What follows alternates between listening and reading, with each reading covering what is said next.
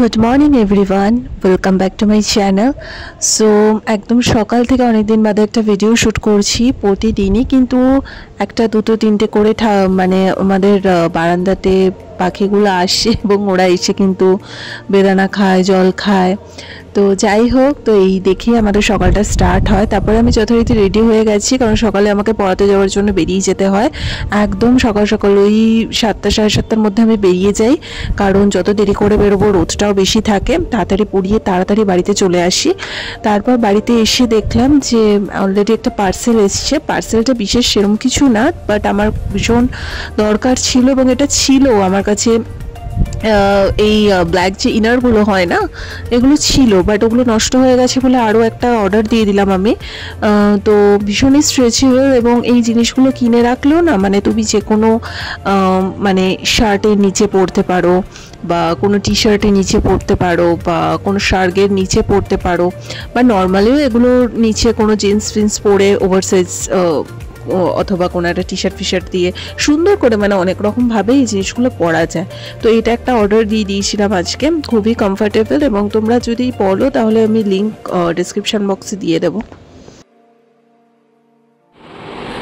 ওকে, so তোমরা চাইলে এটা অর্ডার করে দিতে পারো, ঠিক আছে? সো আমি তোমরা যদি বলো তাহলে লিঙ্ক আমি ডিসক্রিপশন বক্সে দিয়ে দেবো। অনলাইনে এগুলো পেয়ে যাবে। এগুলো না ভীষণ মানে ইউজফুল, কারণ অনেক ধরো উপরে শার্ট দিয়ে বা টি শার্ট পরছো, তার ভেতরে এগুলো দিয়ে কিন্তু পরা যায়, বেশ কমফর্টেবল। আর গরমে তো বাড়িতে টুকটাক এগুলো পরেই থাকতে পারো, ঘরে পরলে তো কোনো অসুবিধাই নেই।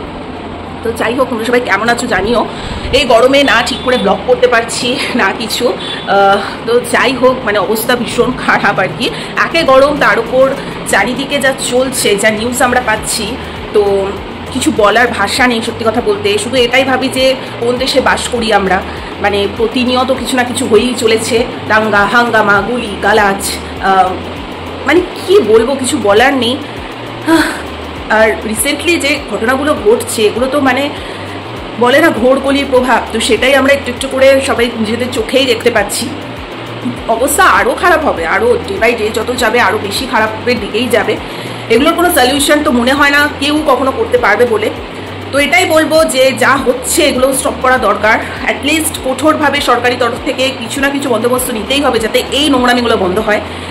তো স্বাভাবিক, শরীর মন সব দিক দিয়েই খারাপ, মন মেজাজ, কিন্তু কাজ আমাদের করে যেতে হচ্ছে, তাই করছি।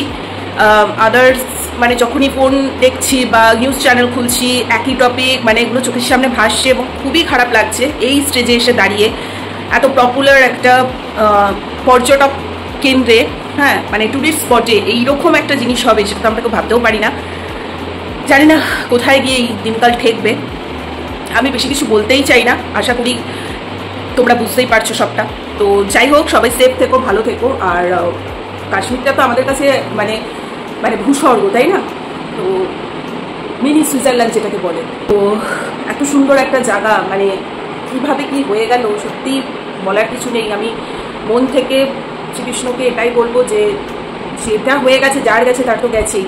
তো ওনার আত্মার শান্তি কামনা আমরা সবাই করতে পারি, এবং শ্রীকৃষ্ণের শ্রীচরণে যাতে ওনার ঠাই হয় এটাই বলবো। আর সকলে হরিনাম করতে থাকো, হরে কৃষ্ণের মহামন্ত্র করতে থাকো। মন শান্ত রাখার জন্য আমাদের একমাত্র কিন্তু ভগবানই আছে, আর কিছু নেই আমাদের লাইফে। সারা দিন রাত যত পারবে হরিনাম করো, হরে কৃষ্ণের নাম করতে থাকো, সবসময় মাইন্ডটাকে পজিটিভ রাখো। আর আমি জানি যে যা চারিপাশে চলছে এখন মাইন্ড পজিটিভ রাখার কোনো ইয়েই নেই, বাট কিছু করার নেই, রাখতেই হবে, সবসময় হরির নাম মনে মনে করতে হবে।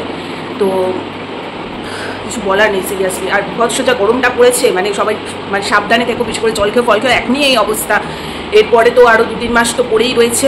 কী তীব্র গরমের মুখোমুখি পড়বো আমরা, আমি জানি না, কিছু বলার নেই। যাই হোক, তো চলো ছোট্ট করে একটা ভিডিও করছি তোমাদের সাথে। ভাবলাম ঠিক করে, মানে প্রচুর ভিডিও করে অ্যাকচুয়ালি রাখা আছে না, সেগুলো এডিট করে ছাড়তে পারছি না, বিকজ টাইমও হচ্ছে না। আর এখন চারিদিকে পরিস্থিতি যা, ইচ্ছাও করছে না আমার এডিট করে ওগুলো ছাড়তে, সব দিক থেকে আবার ঘেটে আছি। বাট আজকে তাই ভাবলাম ছোটো করে একটা ভিডিও করি তোমাদের সাথে।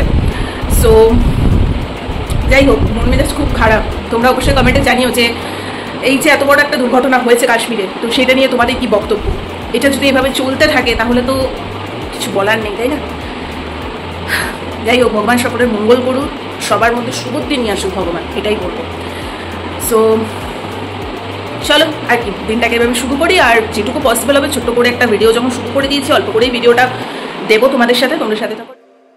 তো স্নানে যাওয়ার আগে মুখে একটা প্যাক মেখে নিয়েছিলাম, তো ভালো করে স্নান টান করে নিলাম। আর আজকে লাঞ্চও ছিল ভীষণ সিম্পল, সাদা ভাত, তার সাথে হচ্ছে কাঁচকলা দিয়ে একটা পাতলা জ্যান্ত মাছের ঝোল, আর ছিল অয়ন্তিকাদের বাড়ির গাছের যে ইঁচড়টা এনেছিলাম, ওটাই কুচো চিংড়ি দিয়ে মা রান্না করেছিল। ইঁচড়টা এত টেস্টি খেতে, আর গাছের জিনিসের টেস্টি হয় আলাদা। তো এটাই ছিল সিম্পল লাঞ্চ, গরমে আর কিছু ভালো লাগে না। আর তারপরে নিয়ে বসলাম একটা চকোবার আইসক্রিম। আমুলের এই চকোবারটা কারা কারা খেয়েছো জানিও, ভীষণ টেস্টি হয়। আর মানে গরম আসলেই আমরা খেতেই থাকি এসব। তো যথারীতি তারপর দুপুরে একটু একটানা রেস্ট নিয়ে আবার বিকেলে পড়ানোর জন্য রেডি হয়ে গেছি। তো এখন আবার টুকটুক করে বেরিয়ে যাব। আর সকালবেলা যেহেতু অনেকটা ভোরে বেরোয়, ওই টাইমটাতে হাঁটাটাও হয়ে যায়, প্লাস এই বিকেলের টাইমটাতেও হাঁটাটা হয়ে যায়। তো দুবেলা করে আমার হাঁটাটা নিয়মিতই আমার হতে থাকে, এটা একটা প্লাস পয়েন্ট আমার, যার জন্য আলাদা করে আর কিছু করতে হয় না আমাকে। আর ভালোই লাগে এই সময় না, সুন্দর হাওয়া টাওয়া দেয়, বেশ ভালো লাগে।